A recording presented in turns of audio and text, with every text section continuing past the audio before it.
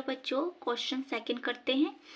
इसमें हमें क्या दे रखा है क्वेश्चन में, the coordinate of the foot of the perpendicular draw from the point 012 on the x axis are given by. इसका मतलब क्या है थोड़ा समझो कि एक हमारे पास पॉइंट है, जो वो परपेंडिकुलर है एक्स एक्सिस के, किसके, एक्स एक्सिस के। तो पॉइंट यहाँ P है, P के जो पॉइंट्स हैं हमें गिवन है वे हैं 0 1 2, और यहाँ एक पॉइंट मान लो Q, उसके कोऑर्डिनेट अब एक्स एक्सिस पे है तो एक्स एक्सिस कुछ होगा, y और z 0 होगा, तो ये k ले लिया हमने। अब सेम अगर y की बात करते तो y कुछ होता, x और z 0 होते, समझ रहे हो आप बात। तो एक्स एक्सिस कुछ होगा, y और z 0 होगा, ठीक है, ये आपने समझा। उसके बाद हमें यहाँ निकालना है फुट ऑफ परपेंडिकुलर बताना है। क्या बताना है? फुट ऑफ परपेंडिकुलर बताना है। इसके बाद जरा थोड़ा एंगल पे आ जाओ, एंगल से थोड़ा रिलेट करो इससे। एक लाइन है हमारे पास, ये एक्स एक्सिस है, वाई है, जेड है। तो ये एक्स एक्सिस से कितना एंगल बनाती है? अल्फा। और वाई एक्सिस से कितना बनाती है? बीटा। और जेड एक्सिस से गामा, है ना। तो यहाँ अगर बात करी जाए तो ये किसके इक्वल होता है, पहले ये देख लो कि जो एल इक्वल होता है वो कॉस अल्फा के इक्वल होता है, एम इक्वल होता है कॉस बीटा के, और एन इक्वल होता है कॉस गामा के, है ना, ये आपको पता है। अब यहाँ एंगल की बात करूँ मैं, एक्स एक्सिस भी यही है और लाइन भी यही है, क्योंकि इस पे परपेंडिकुलर है, तो ये ही लाइन है और यही एक्स एक्सिस है। तो एंगल कितना बन रहा होगा, जल्दी से बताओ। 0 0 बन रहा होगा।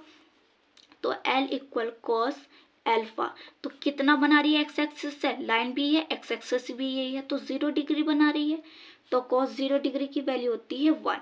M equal cos beta. अब ये क्या है, वाई एक्सिस से कितना एंगल बन रहा होगा एक्स एक्सिस का, 90 डिग्री, क्योंकि जो एक्स एक्सिस होती है ना वे म्यूचुअली परपेंडिकुलर होती है, आपस में क्या होती है, म्यूचुअली परपेंडिकुलर। तो ये कितना एंगल होगा, 90 डिग्री। कॉस 90 डिग्री की वैल्यू होती है 0। N equal cos gamma, same ये भी क्या होगा, 90 डिग्री होगा, ये वैल्यू होगी 0। तो ये है हमारे पास डायरेक्शन कोसाइन 1 0 0। अब डायरेक्शन रेशियो की बात अगर मैं करने लगूँ तो डायरेक्शन रेशियो क्या होते हैं, प्रोपोर्शनल होते हैं, है ना। या फिर हम m के मल्टीपल के अकॉर्डिंग ले तो m के मल्टीपल क्या होगा, m 0 0 होगा। तो ये डायरेक्शन रेशियो ले लिए m के मल्टीपल। उसके बाद अगर हमें दो लाइन के पॉइंट्स गिवन हैं, x1 y1 z1, x2 y2 z2, तो उनके हम डायरेक्शन रेशियो इजीली फाइंड कर सकते हैं या नहीं कर सकते, बिल्कुल कर सकते हैं। तो ये दो लाइंस के पॉइंट्स ही तो गिवन है, तो यहाँ से डायरेक्शन रेशियो निकालो। तो डायरेक्शन रेशियो निकालो कि ये मान लो आप, ये हम मान लेंगे 0 1 2 k 0 0, ठीक है, ये हमने मान लिया। तो डायरेक्शन रेशियो हम निकालते हैं यहाँ से। तो कैसे निकलेगा direction ratio, x2 minus x1 तो k minus 0, y2 minus y1 तो y2 0 है, माइनस y1 0 माइनस 2, तो क्या निकल का है, k minus 1 minus 2। Direction ratio नहीं, ये निकल का आ गए। दो लाइन अगर परपेंडिकुलर हैं तो उनके डायरेक्शन रेशियो की जो प्रोडक्ट होगी वो किसके इक्वल होगी, 0 के इक्वल होगी, है ना। तो direction ratio of P Q, क्योंकि पी क्यू जो है वो परपेंडिकुलर है एक्स एक्सिस के, किसके, एक्स एक्सिस के, तो इनकी डॉट प्रोडक्ट क्या होगी, 0 के इक्वल होगी। तो ये डायरेक्शन रेशियो ये है और ये है, तो के एम, ठीक। उसके बाद plus 0 minus 1 plus 0 minus 2 equal to 0।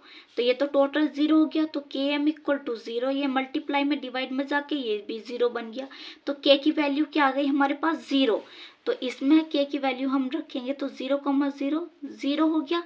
तो इसका मतलब जो क्यू आया हमारे पास वो क्या आया है, 0 0 0। तो फुट ऑफ परपेंडिकुलर हमारे पास ये निकल का आ गया, क्या निकल का आ गया, फुट ऑफ परपेंडिकुलर।